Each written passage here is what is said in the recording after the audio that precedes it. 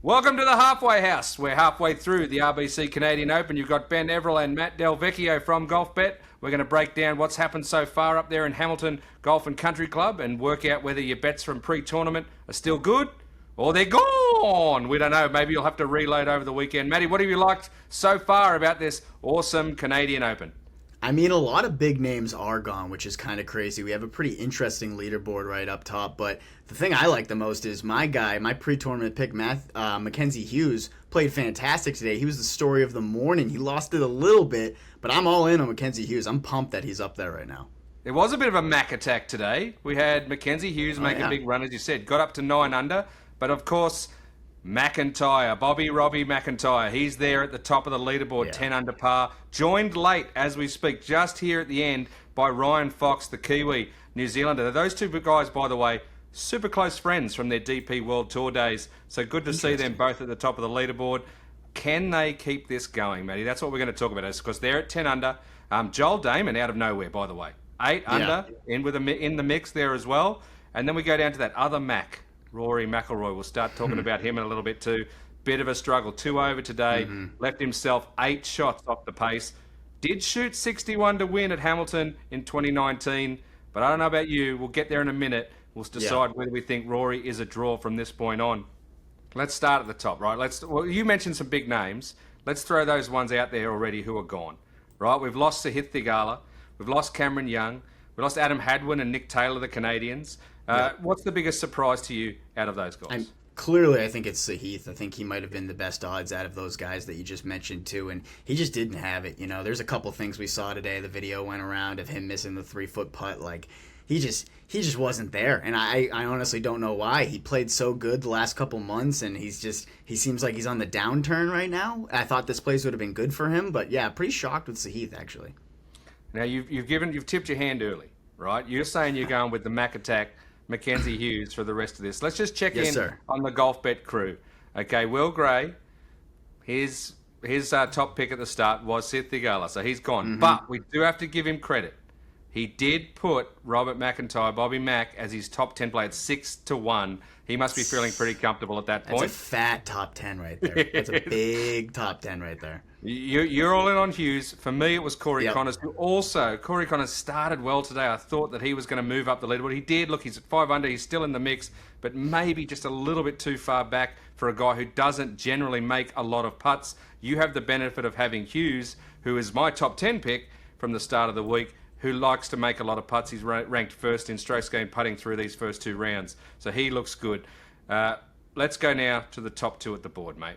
Robert MacIntyre, Ryan Fox. 10 under par, about what, plus 333, 350, depending on where you look, maybe plus 400 for one of them. Slight edge to MacIntyre. I got 320 on MacIntyre, 360 for Fox, but pretty close. Are you advising anyone at the halfway point, if they were on Theegala, if they were on someone else that's gone, are you jumping on one of or both of these 2 leaders to get this job done with 36 holes to go? You know, I really think there's only one option, and it's Robert MacIntyre. I would not touch Ryan Fox at all. I think MacIntyre has it in him to play through and finish these 2 rounds off. He had a good post-game interview. I think he's been playing well recently. He's a guy that can play really well today, but Ryan Fox, I want nothing to do with Ryan Fox. And the reason why he played so well, especially today too, was his driving. He was driving it unbelievable. He gained over 2 strokes gained off the tee in this round. Entering this week on tour for the season, he's 111th. That driver is not going to stick with him. He's someone who I definitely would not touch at this number. MacIntyre, I would. So if you wanted one of the 2 top guys, I'd go probably MacIntyre, but I think there's value elsewhere as well. Here's the thing. We've got Bobby Mack, as you said. He's a European World Ryder Cup winner from last year. Yep. Ryan Fox was unlucky not to be on the last International President's Cup team.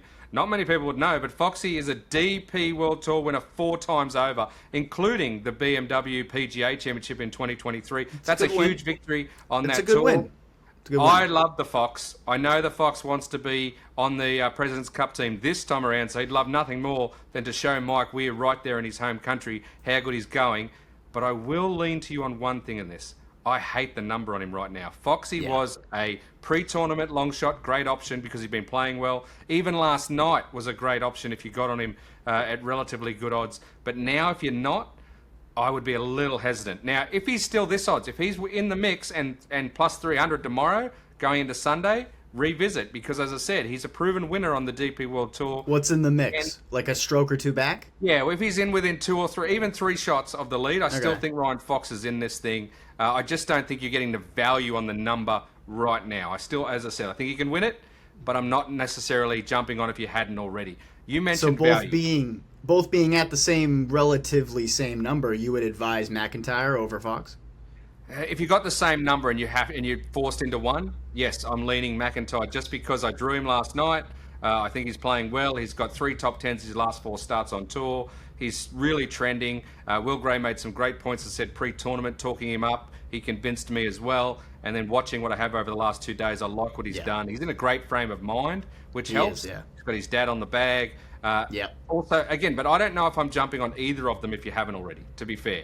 If you haven't already got them, this is maybe not where your play is. If you're coming in at the halfway house and you're looking for somewhere to start, it's not always at the favourites, right? It's okay, who down the board can we look at? You've got Hughes, who still has some value, right? 750, 800, around that mark. Yeah, 750 is okay. I mean, it should be a little higher just because Mackenzie Hughes he played amazing today, don't get me wrong, but he scrambled around. I mean, he did not hit a lot of fairways. He was making a lot of great shots out of the rough, and he was putting out of his mind. He's definitely going to have to figure out that driver and hit fairways if he has a shot of winning this. So I think he knows that, and he said that in his press conference too, was like, hey, like, I need to hit more fairways. I struggled a bit today. I mean, hard to say you struggled when you hit such a good score, but he holed out for eagle, and he did a couple things that he knows he can't rely on. So 750 actually scares me a little bit. I had him at 4,000 before the week started, which I liked. There's other value here, and the guy right behind Mackenzie Hughes is Sam Burns at 900.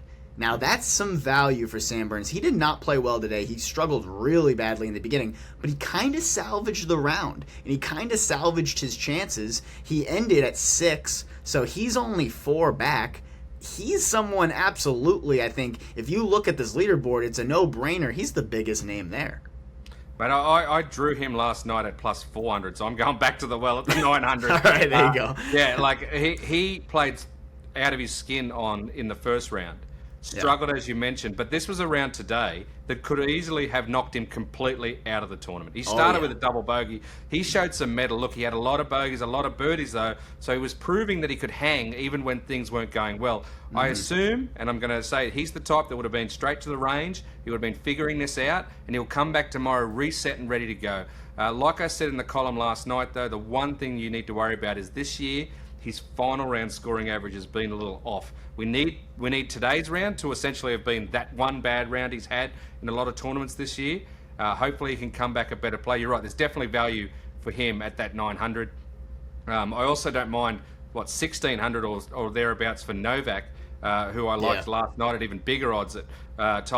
Recommended getting on him at 40 to 1 last night, because we saw that stretch of tournaments he had at the start of the year where he had 3 top 10s in a row. I think he's learned a lot from that. While he hasn't been great of late, his tee to green game in the first round was especially good here in Canada, and he's just that type that could sneaky contend if he can keep himself close with these odds. Okay, I'm saying we're looking for some value on the board. There's still some value there on Novak. Whether he can close the deal on Sunday is a huge step, but if you're looking for someone at bigger odds, well, he's there. Okay. Yeah. Before we go on then, so we have to go. I was going to bring Burns in with Rory, but we've both spoken about Burns. Rory McIlroy, the winner here in 2019, the winner in 22. It was the pre-tournament favourite. He played decent in the first round. He was at 4 under. He only needed to shoot 2 or 3 under today, and he would have been lights out favourite, even 2 or 3 behind. He shoots 2 over today. Now he's 8 back. Are you getting any value there at around the 18, 20 to 1? I mean, sure, you're getting value, but there's a reason you're getting the value, and it's because it's such a big mountain to climb. Like, you can get 2,000 some places, you can get 18, you can get 16. I don't think the value's high enough. I would not touch Rory. I mean, what you're banking on with Rory is this course gets really hard, it gets really firm, and scores go down a lot for him to be able to climb back up, which could happen, and a couple of broadcasters were saying that could happen. But if you think about it, it's hard to think that the winning score right now is going to be anything less than 16 under. So say 16 under is the score. He's at 2 right now. That means he needs to gain 14 strokes over the next 2 rounds. 2 rounds of 7 under. The best score today was 6 under of Mackenzie Hughes. So I think it's absolutely a little bit out of reach. His only chance is if a lot of people play really bad and the course gets really hard. I don't see that happening. I see the winning score being around 16, 17, maybe even 18. So no, I wouldn't touch Rory. The value is, there's value obviously because it's Rory McIlroy and it's a high number, but it's a reason why the number's so high. I go back to the pre-tournament chats that I had on our roundtable and other things where I said, you've got to take into account the golf that's coming up. We have 3 huge weeks coming after this week. Point. We go to the Memorial, a signature event, into the US Open, into another signature event. And I said, look, the key with Rory is how he starts and how he's set up, whether or not he stays in the mix. I don't know, with such a big thing on... we've got so many big tournaments on his plate coming up, whether he's going to put his foot on the gas over the next 2 days. In fact, what I'm expecting now, because of what happened today, is he's either going to shoot lights out tomorrow because he's going to take dead aim at everything, or he's going to just blow out. He's going to blow out with a 75 tomorrow. I'm expecting he's going to take dead aim. So if you think that he's going to turn that into a 62, 63, then like you said, there's a number there for you. But I don't think he's going to do it by burning a lot of energy. He's not going to grind. He's not going to, be really wasting a lot of that mental energy that he needs to get around when he's got some big things down the road to come. So that's the key. He'll take dead aim off the first. If he pulls it and it goes into the junk and he makes a bogey, I think you can almost eject him from that point. It's going to come down to how those chips fall early in the 3rd round. And again, he'll do the same on Sunday, right? He'll just see where he is. And just, he won't let anything in the tank, right? In terms of, he won't be using energy, but he'll be taking dead aim just based off his skill and skill alone. So that makes him dangerous, but also scary to jump on. The number's super inflated, I think, too, just because of his history here. Like, we haven't seen a lot of Hamilton, and obviously he absolutely blew the field out last time. So it's like, the number's that way for a reason because people love to think that history is going to repeat itself. But this hole that he's in, I mean... It's Rory is Rory, and this field is on the weaker side. But he saved a huge putt on the last hole today, so he could have easily been at 1. And I don't see him coming back to win it. I think top 10 is a decent bet, but even then you're not getting great values. Plus 110 for a top 10 finish. So like to your point, does he want to be like he wants to win obviously, but is he going to be motivated to be top 10? Like if he's clearly out of the running to win this thing, is he going to put his all in to actually finish high because big weeks are coming up like Memorial and the US Open? I don't know. I would avoid him entirely. So you're looking at that's a good point you bring up, mate. We always talk about the outright, but obviously there's a lot of place markets and stuff still available. If you want to look at top 10s or moving up the board, maybe even to top 20, top 30s or whatever you can get, here's my advice, which I said at the start of the week. Find the Canadians that are going to play till the end. Find the guys where you might have a little bit of extra oomph to finish it right till the end, right? Especially if you're looking at head-to-heads. I'm trying to go down the board. Corey Connors is a guy. He's 13th right now. I feel like he's not going to let this thing go, right? Not sure. He's 6 back. Not sure he can win it from here. I'd love it if he did, since he was my pre-tournament pick.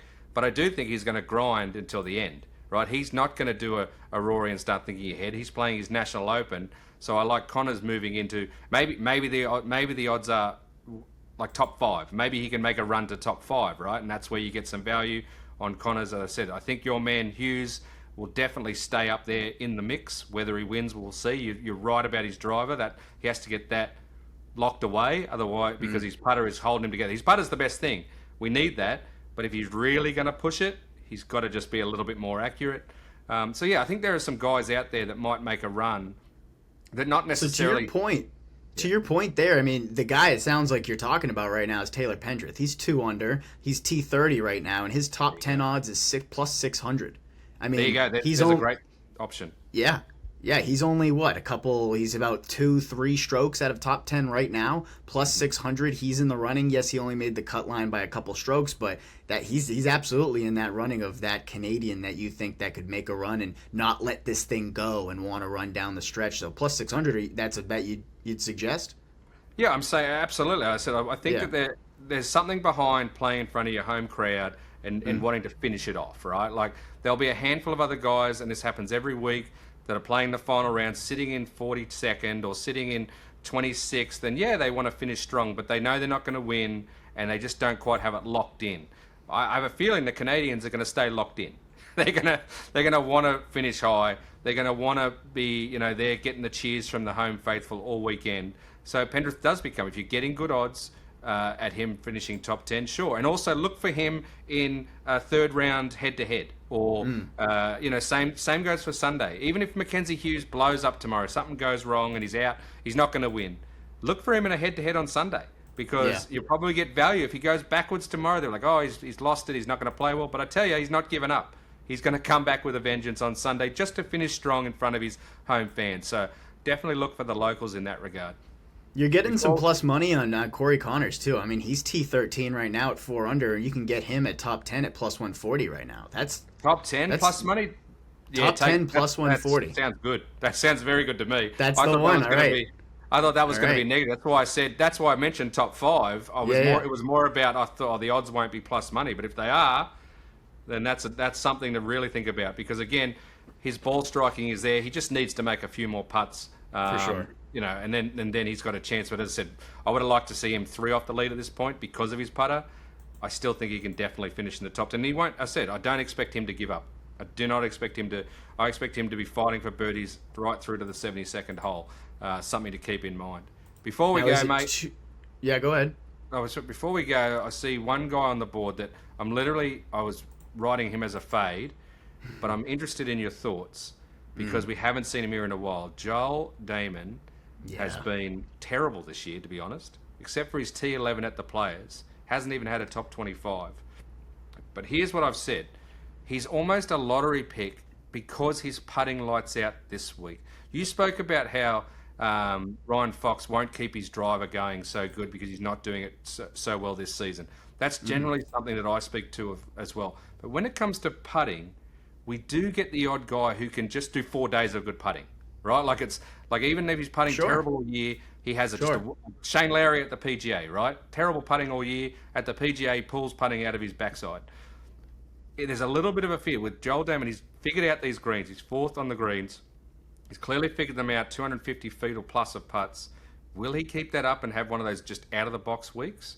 Or am I right to fade him? No, I think absolutely. If you just look at the leaderboard right now, you look at the top, say, T4 people, so everyone within 3 strokes. You got Robert MacIntyre, Ryan Fox, Joel Damon, Andrew Novak, Mackenzie Hughes, and David Skins. And David Skins. That's all. If you, out of that list, Mackenzie Hughes and Joel Damon sound like the 2 guys that you want to back. Like, those are the 2 bigger names in that group. So if you're going solely off of that, I agree. Joel Damon is absolutely someone you should target because he's only 2 shots back and he's still got very good juice. So I would draw him, especially at 1,400. The number's a little disrespectful in the field that they have right now and only 2 back. But like you said, it's because he's been so mediocre at best recently. Yeah, as I said, look, I'm literally flip-flopping here between draw and fading him because I think the number is a draw, right? Like in terms of, you're getting juice, but you're getting it because he's sucked this year. The question is he going to revert or is he going to keep what he's done over these first 2 days going? And that's the question you have to make. Look, everybody loves him. He's a crowd favourite. I'm actually expecting I expect that there'll be some public money, if you will, for him rather than sharp money. And that is always fun to hope that to help the bettors get home. So he's a definite lottery pick for me. He's one that I'm agonising on here. Like by the time we get off here and I write the story, I could flip him from draw to fade to draw. I haven't figured it out yet, but it could go either way. Yeah, it could go either way. But I think that's what I'm trying. My point is what I'm trying to show the people out there is if you're looking for one that's a flip of the coin where you get odds and you could high ceiling, low floor, etc. Then that's a potential right there. Joel Damon, if he just happens to keep this mojo going on the greens, we could be sitting here in 2 days going, how did we not get on that guy at 16-1 with 2 rounds to go, right? Like Yeah, it could how be one of silly. those. Yeah. Or we could be sitting here. You could be sitting here tomorrow going, "Woo! What about that 82 he shot in round 3?" Right? Like it's that sort of risk reward play. If you're feeling lucky on Joel Damon, it's there to be taken. That's what I'll say. Yeah.